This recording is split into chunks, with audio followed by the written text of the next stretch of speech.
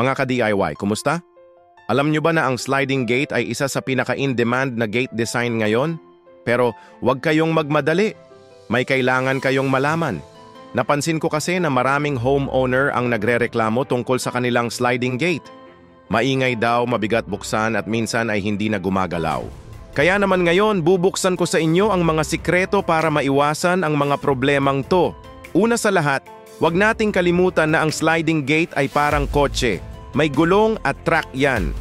Pero hindi tulad ng kotse na tumatakbo sa kalsada, ang gate ninyo ay exposed sa ulan, putik, at kung ano-ano pang dumi. Kaya naman importante na tama ang pagkaka-install nito. Alam nyo ba na karamihan ng sliding gate sa Pilipinas ay gawa sa low-grade steel? Tapos wala pang proper drainage, kaya kapag umulan, nagtitipo ng tubig sa track. Dagdag pa riyan ang putik at alikabok. E paano naman gumagalaw ng maayos yan? Pero huwag kayong mag-alala, may solusyon ako para sa inyo. Una, siguraduhin nating elevated ang track ng gate. Hindi pwedeng pantay lang sa lupa yan. Kailangan nakaangat ng konti para hindi tambakan ng tubig at putik. Isipin nyo na lang, paano kayo makakalakad ng maayos kung lubog sa putik ang paa nyo, di ba? Pangalawa, regular maintenance is key. Weekly, kailangan ninyong maglagay ng lithium-based grease sa track. Bakit lithium-based? Kasi ito, yung hindi madaling matanggal at hindi kaagad nawawala kahit maulanan. Tapos linisin nyo rin ang track para walang bara-bara. Pangatlo, i-check nyo lagi ang wheel alignment.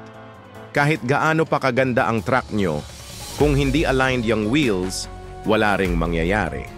Para itong sapatos, kahit gaano pa kaganda, kung mali ang sukat, hindi mo magagamit ng maayos. At ang pinaka-importante, gamitin nyo ang solid steel wheels. Huwag kayong magtitipid sa plastic or hollow wheels. Oo, mas mura yan, pero siguradong mas malaki ang gagastusin nyo sa repair kapag nasira.